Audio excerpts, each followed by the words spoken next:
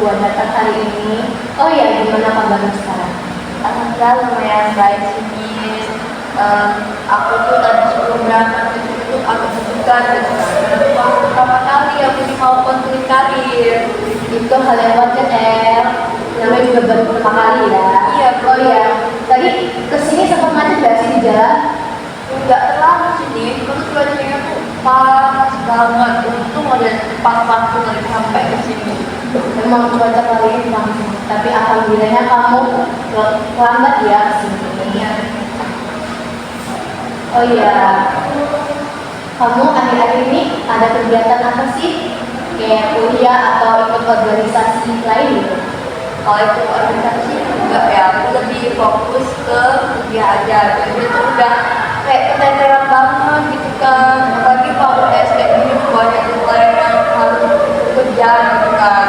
Jadi tuh udah sibuk banget gitu pada jadwalnya. Itu aja sih sedihnya. Ya, kamu semester berapa? Ketiga, Memang semester 3 ini memang tahu sendiri kan, udah mulai nanjak gitu. tapi tetap semangat ya, jangan putus asa di tengah jalan. Kasihan waktu yang udah dibedain Ya ya. banyak banget. Setiap mau usaha tuh mereka.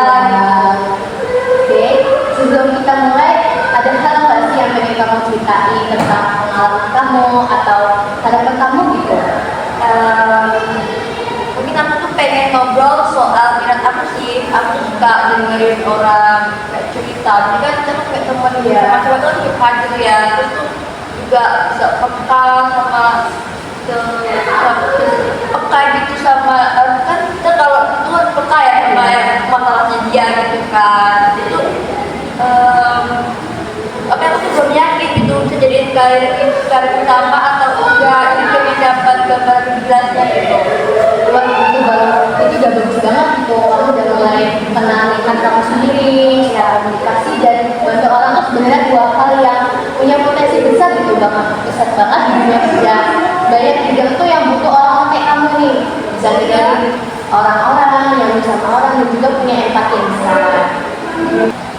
Tapi sebelum kita mulai sesi konselingnya, di sini aku mau ngejelasin beberapa hal dulu ya, El, tentang konseling ini biar kamu selama proses konseling ini merasa nyaman. Iya, ada sebuah banget. Oke, yang pertama ini ada asas kerahasiaan. Jadi semua yang kamu ceritain di sini itu sifatnya privasi. Cuma aku sama kamu doang yang tahu. Jadi aku ini gak bakal nyebarin ke semua orang ya cerita kamu itu. Jadi kamu nyaman gitu buat cerita ke aku dari awal hingga akhir. Tujuannya ini biar kamu merasa aman buat cerita apa aja ke aku. Oh gitu.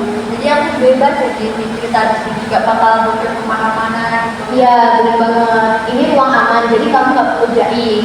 Terus yang kedua ini ada asas kesukaraan. Artinya kamu di sini itu atas kemauanmu sendiri, bukan ada dorongan dari orang lain. Intinya kamu kesini tuh untuk mencari solusi atas penasaran kamu atau ingin mengembangkan diri kamu sendiri. Iya.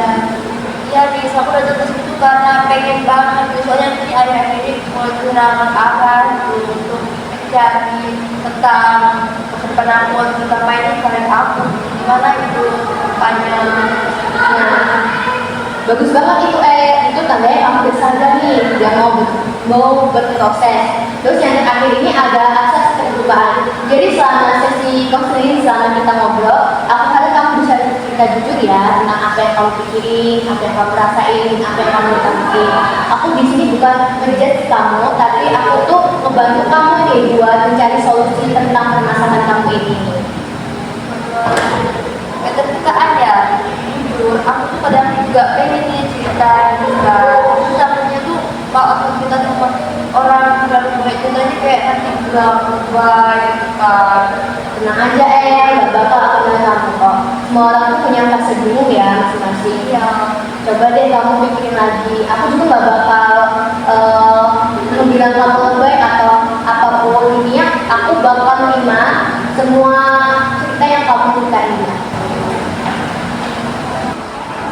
Oke, sekarang aku mau tanya nih, apa tujuan kamu ikut seksi BK pada kesempatan kali ini dan apa harapan kamu mengikuti seksi BK kali ini? kalau aku pribadi itu pengennya lebih jelas tentang arah karir aku gitu, pengen tahu karakterku coba jadi kalau langsung ke sekolah atau gabungin dengan digital content. Kenapa udah maju ya zamannya kan di era digital seperti sekarang ini. Itu juga kan kayak benar itu kasih arahan-arahan gitu kan kayak melakukan konten dia secara online begitu, membuat video-video yang menarik di share ke sosial media gitu kan ya gitu. Oke, jadi tujuan kamu ini adalah nemuin arah karir kamu nih yang sesuai dengan minat dan bakat kamu nih, dan sesuai dengan peluang kesempatan kerja pada saat ini ya, saat zaman digital ini ya. Iya bener banget nih, aku pengen bisa mulai nyiapin langkah praktis dari sekarang gitu. Kalau kita lihat dari teori super ini, karir itu berkembang sesuai dengan lifespan dan life space. Saat ini kamu ini masuk di tahap fase dewasa awal, yaitu fase eksplorasi. Eksplorasi itu maksudnya kita nyoba berbagai kemungkinan gitu ya. Ya, betul banget, El. Nah, di fase ini kamu tuh coba berbagai pilihan, mulai membangun identitas karir, memulai reality sama peluang yang ada. Misalnya nih, kamu suka konseling, tapi juga kamu suka hal yang berbau dengan kreativitas seperti digital content. Jadi aku bisa gabungin dua hal gitu ya guys, bukan harus pilih salah satu. Tepat sekali. Selain itu, super juga bilang kita ini punya life space, yaitu peran yang kita jalani dalam hidup. Misalnya anak, mahasiswa, teman, atau konselor masa depan ini mempengaruhi pilihan karir kita. Oh iya, aku merasa banget kadang harus menyesuaikan sama waktu, energi, dan juga tanggung jawab. Nah, fase eksplorasi ini juga tuh tentang belajar dari pengalaman. Misalnya seperti pengalaman magang, pengalaman membuat project-project mini, atau bikin konten edukasi yang bisa kamu share via Google Meet, via online seperti TikTok, kemudian Instagram atau YouTube. Semua itu bakal bantu kamu tahu apa yang paling cocok yang sesuai dengan karir kamu. Aku jadi kebayang kalau aku mulai dari proyek kecil dulu, kayak bikin konten video kerja karir gitu. Ya, bagus. Kita bisa masuk ke rencana praktik di sesi berikutnya. Tapi sekarang kita nih fokusin dulu. Apa sih kekuatanmu dan apa tantangan terbesarnya yang kamu hadapi kali ini? Kalau kekuatan, aku tuh gampang peka sama orang, suka dengerin orang-orang yang sama aku, kan yang banyak banget masalah yang mereka itu, dan juga kreatif. Tapi tantangannya itu kadang kurang pede dan aku takut gagal gitu nih. Kita tuh belum coba tapi datang gagal duluan gitu kan. Memang itu tantangan itu, kepedean itu yang dirasakan oleh anak-anak Gen Z seperti kita ini. Itu apa dia? Kita bisa pakai kekuatan dulu nih, mulai dari hal kecil tapi konsisten. Selain itu, kepercayaan itu bakal ikut naik sendirinya. Bertahap itu kalau kita udah pakai kekuatan nih, misalnya kita peka sama orang, kita suka dengerin cerita orang, nah tantangan itu bakal akan udah sendirinya gitu. Misal kita kayak gini. Selain itu kamu juga harus bisa bikin roadmap ini. Itu artinya tuh kayak planning kamu. Yang di sini ada 4 tahap. Yang pertama ini kamu tentuin dulu target audiensnya, misalnya di anak-anak SMA, mahasiswa atau yang baru lulus sekolah SMA atau sekolah SMP itu. Kemudian yang kedua ini kamu pilih platform digital, misalnya seperti Instagram, TikTok, YouTube, via Facebook atau lain yang aplikasi yang sering digunakan sama Gen Z lah, yang seringnya TikTok ya. Kemudian yang ketiga ini buat konten ringan tapi bermanfaat, seperti contohnya itu motivasi tentang karir, kemudian tips minat dan bakat, kemudian simulasi tes. Dan yang terakhir ini tahap evaluasi respon audiens, di mana audiens kita harus mengevaluasi respon audiens, belajar dari feedback. Oke, aku ngerti. Jadi latihan konseling sekaligus digital skill gitu ya, Cia? Iya. Dengan cara itu kamu bisa mengembangkan potensi konselor yang konselor modern di era sekarang ini. Aku jadi semangat nih. Mungkin minggu ini aku mulai bikin kode pertama deh. Oke, aku bakal dukung kamu kok El. Tetap semangat ya El. Ya, makasih. Oke. Nah, dari sesi ini kita bisa simpulin nih, tujuan kamu ini adalah nentuin arah kamu yang sesuai dengan minat, bakat, dan peluang yang ada di era digital ini. Nah, kamu berada di fase dewasa awal menurut teori super, fokus ke eksplorasi. Kekuatan kamu ini peka, kreatif, suka bantu orang, berbagi cerita orang. Tapi tantangan yang kamu hadapi ini kurangnya percaya diri, kurang pede kan?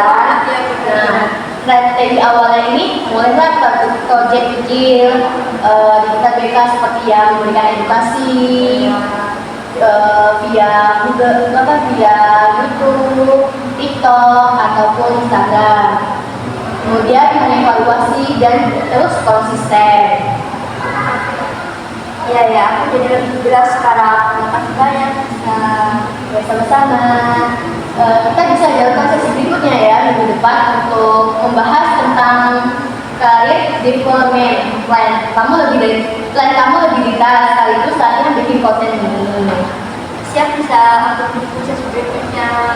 Oke, sampai ketemu minggu depan ya Hamida. Tetap semangat. Jangan lupa jaga kesehatannya. Aku juga jaga kesehatan. Baik-baik. Terima kasih banyak ya El, udah cerita banyak banget buat hari ini. Aku seneng banget nih bisa dengerin cerita kamu dari awal sampai akhir. Apalagi soal minat kamu nih. Kemudian juga keinginan kamu buat bantu orang lain. Itu modal yang kuat banget buat bangun karir yang bermakna.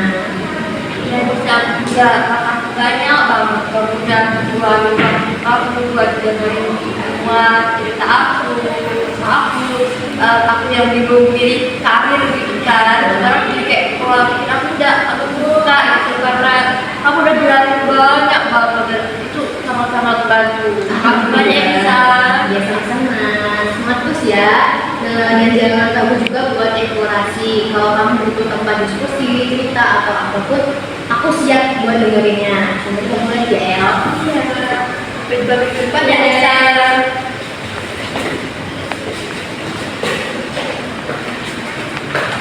Hati-hati ya El di jalan. Ya. Ya, waalaikumsalam. Oh ya.